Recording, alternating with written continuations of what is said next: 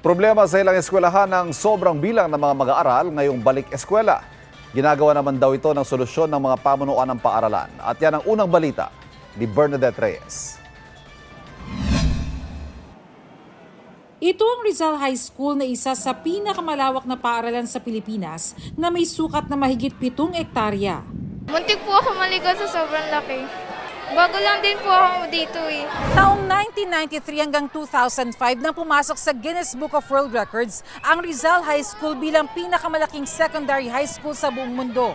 Pero ngayong taon, bumaba na ang bilang sa mahigit 12,000 estudyante. Pero sa kabila ng pagbaba ng populasyon ng mga mag-aaral, sobra-sobra pa rin ang mga mag-aaral sa senior high school. Ang grade 12 student na si Ashley halimbawa, nag-transfer pa mula Bicol para mag-aral sa Rizal High School.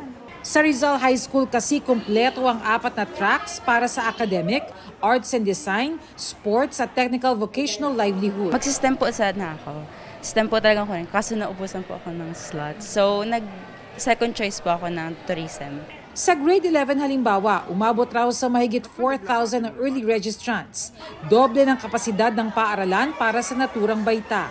Dahil dito, umabot hanggang 55 ang mga estudyante sa senior high school kada classroom, kumpara sa junior high school na nasa 40 lang ang klase. Dahil po dun sa limitation na reach na namin yung maximum absorptive capacity po namin sa senior high school department, ang natanggap po namin dun is only 2,500 plus.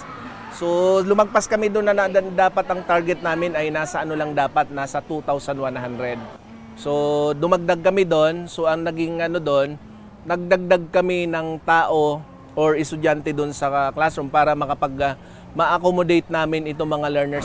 Sobrang bilang ng mga estudyante rin ang problema ng Palawan National High School. Sa mahigit 11,000 estudyante, kulang ang kanilang mga silid-aralan. Kinailangan para manghiram ng 21 classroom sa kalapit na East Central School. Malaking tulong raw ito upang maibalik sa normal ang schedule ng klase sa halip na magpatupad ng shifting. Ito ang unang balita, Bernadette Reyes para sa GMA Integrated News. Mga kapuso, para laging una sa mga balita, bisitahin at mag-subscribe sa GMA Integrated News sa YouTube. Sa mga kapuso abroad, samahan niyo kami sa GMA Pinoy TV at sa www.gmanews.tv.